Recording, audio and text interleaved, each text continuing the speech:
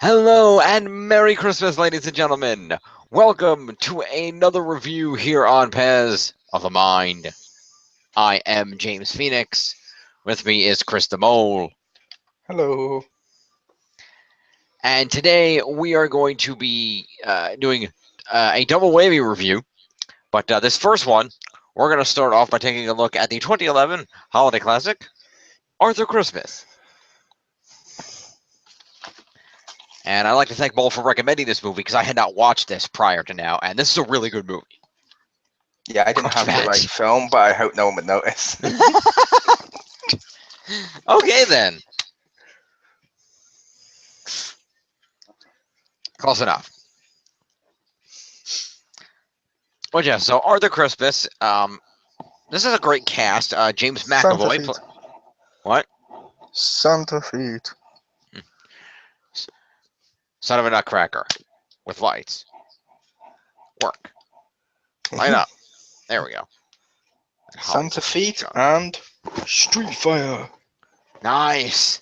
That's awesome. Oh, wait, that's the wrong franchise. Oh, well. You put great shame upon this review.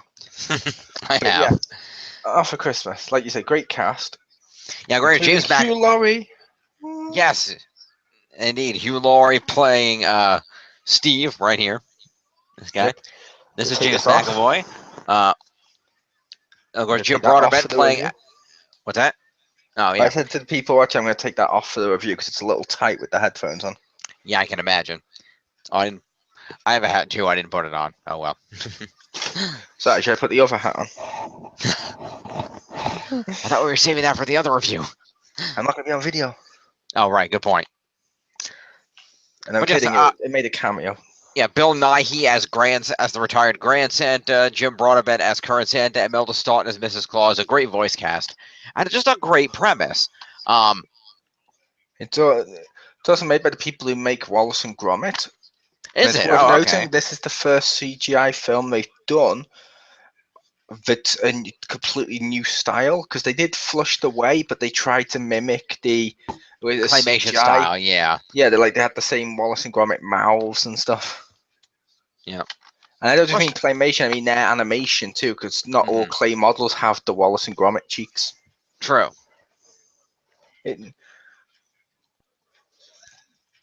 Starring Wolverine. Indeed. More Wait, no. cheese, Gromit. Interesting. Sorry, Wallace and Gromit are the best.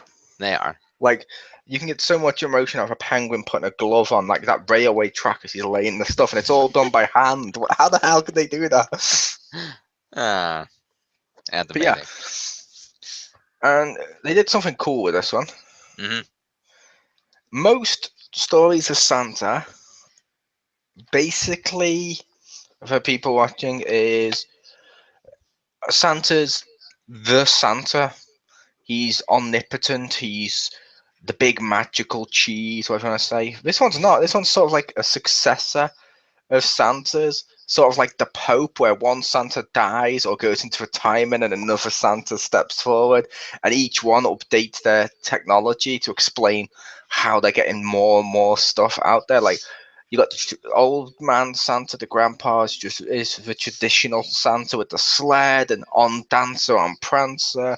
You got the new guy where it's like all elves coming down all at once, and it answers all those questions of how can Santa go around the world at once. It tells you, and it actually answers them, which is cool. Not a lot of films do. A lot of films go, hey, it's magic, it's Santa, he can do it. This one's like, no, okay, we'll actually go out of our way to explain it, and that's cool. Yeah, that was pretty cool the way they did all that, and they and it opens up and it shows you the lineage of Santa Clauses, and that this has been a hereditary thing, almost like a monarchy, passed down from one Santa to the next, from father to son since I think it was about 400 BC. From starting with Saint Nicholas, of course, and that they've passed on, and each one has updated Santa and been a unique Santa in their own way and done their own kind of thing, and it was interesting to see how they developed. And seeing how that worked, and the differences in how the different Santas approached Christmas. Yeah, like the grandpa is very much a traditional, really old traditional Santa. Yeah. The Santa in power now is the like red Coca-Cola, as people like to say it was, even though he was red in other stuff as well. But Yeah. the red Coca-Cola Santa, like the modern Santa, but he's got loads of new future technologies because it's ready for the next new Santa, and that's cool. Yeah. Like a business, like he's becoming complacent. It is, yeah. That's where the movie opens up as we learn about the lineage of Santa, and we see Arthur Christmas, who is the younger son of the current Santa, Malcolm. His elder son is Steve, and the younger son is Arthur. And we see that Arthur is the. Of course, Arthur does not expect at any point to become Santa Claus. Steve is the obvious successor here, as we see. But Arthur's job is working in the mail department, and it's his job to respond to each and every letter that children sent to Santa to make sure they believe that he's real and know that he received their letters. Yep. And he takes his job very seriously. He He does. even has a special bright, sparkly magic pen. Yep. I like that pen.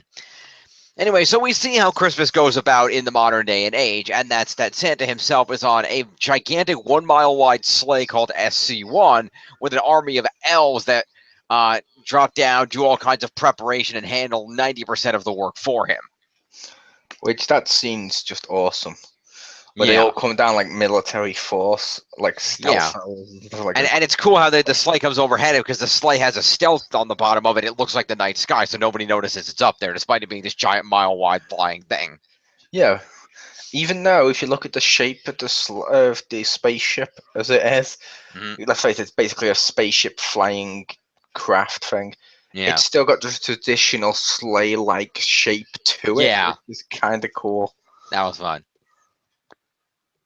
And so we see the elves coming in and prepping for Christmas. We see that they put all the presents out. They make sure everyone's asleep. They intentionally chomp carrots for reindeer and make sure that it looks like Santa ate the milk and cookies, which it's mentioned in background. They converted to biofuel for the sleigh, which is cool. They sorry, hang on, this get away from the glare. They they Have scan the kids actually and been rebooted by J.J. Abrams. no, let's flare no. Um, and we see that they scan the kids with a scanner to determine what percentage naughty and nice they are, to determine what kind of presents they get. And they got these guns of fire presents into stockings. But Nick, that's what always bothered me. There's no such thing as a naughty child. Sorry, that's Fred Claus. We'll get to that another time. Nice. Great film, Fred Claus. Just, but I need to see that too. you do it. It's awesome. It's small for the win. Anyway, so we see that Santa is out in the sleigh and the elves are doing most of the work, whereas Santa seems like he's seen better days. He's still Santa ho ho hoing, but he seems like he's not totally aware of what's going on. They have to specifically guide him in to put one present under a tree. It's almost more ceremonial than it is essential to the process at this point. Yeah, he's a figurehead. Yeah, that's really all he is. And we see that Santa's elder son, Steve, voiced by Hugh Laurie, yes, played by House, is back at the North Pole Command Center where all these elves are on computers like it's NASA, and he's coordinating the whole operation via all the advanced technology that he has built and had put into the North Pole, including the advanced sleigh, the computers, the handheld scanners and devices. He apparently came up with all of this. Yeah, which, and that's what the story is seeing their lineage and seeing where it unfolds. I'm not going to spoil it for everyone, but that is cool how we get to see it. But we also get to see little stuff too, like we get to see them just be a family and bicker around the board game, Yeah, that's a lot of fun. which is Yeah, that's the cool thing of like, yeah. no, I'm the Santa. No, I am literally the Santa, and he takes the piece. Yeah, and I won't spoil it, but the general premise is that they delivered all the presents, but something accidentally fell off a conveyor belt and they missed a present, and so it's the journey of getting this present to the little girl and all the zany things that go on in the process of doing that. Yeah, and through its time, each one's learning a different lesson. Like Grandpa wants to help Arthur deliver the gift, but he's only doing it to prove that he can still do it, not because he wants it to be done for the right reasons. And because he wants to rub it in Steve's face that the old ways still work better than his fancy technology. Yeah, and Steve wants to do it just to prove that he is next in line to be the Santa. He wants recognition for all the work that he's done in modernizing Christmas that his father Malcolm doesn't seem to really notice or give him credit for. Yeah, regular current Santa wants to do it for the right reasons, but he doesn't know how, and and he's too afraid to try it himself. And when he does, he just messes. He can't even fly the ship. Yeah, and the other thing about that Santa is I think he's a little concerned about who he is because he doesn't really know who or what he will be if and when he does retire from being Santa Claus. And I think it's a little him coming to terms with the fact that it's time for him to to go to into another phase of his life.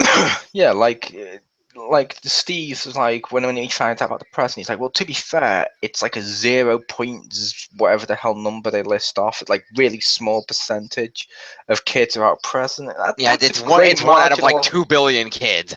Yeah, that and he's like that's like a margin of error any business would be grateful for. And Arthur's just like, no, every kid should get a present. And they also do a few fake outs, like there's like one time when he gets to the house with a bike. Like, oh, don't, no, it's not. Yeah. But it's just cool. Like I said, Yeah, it's it's just just a lot of fun seeing all the adventures and how all these different Santas approach their job and what and how it should be done. And it's interesting to see. And it's interesting to see. And the great thing is, another great thing about the movie is that it does have balance. Is it doesn't try to say that one way is better than the other, just that there are valid points to all of them. yeah. The only one that does say is right would be Arthur, and that is trying to make sure every kid gets a present because it's the Yeah, right thing to do is right, but not the method in which to do it is right. yeah, Which exactly. is cool. It's all kinds of and that's they all have to come to terms with their various laws. Grand Santa has to understand. Okay, maybe I can't do this the way I used to. And Steve Escobar says, okay, maybe some of the old ways are a little bit better, and Like, oh, so you go. and then regular Santa Escobar with, okay, I can't do this like I used to, but I can still be important to Christmas and to the North Pole and to what's going on, even if I'm not Santa. So it's Yeah. just fun seeing them as they go through their various growth arcs throughout the movie. Like, even like, obviously when we do these, we give some spoilers, but not all of them, if that makes sense. Yeah, The ending as well is just brilliant, where they finally get the gift to the girl. You all everyone knows they will. It'd be a shit. It'd be a horrible film if they didn't, and everyone just yeah, failed and Christmas was done. But it's a case of they do it.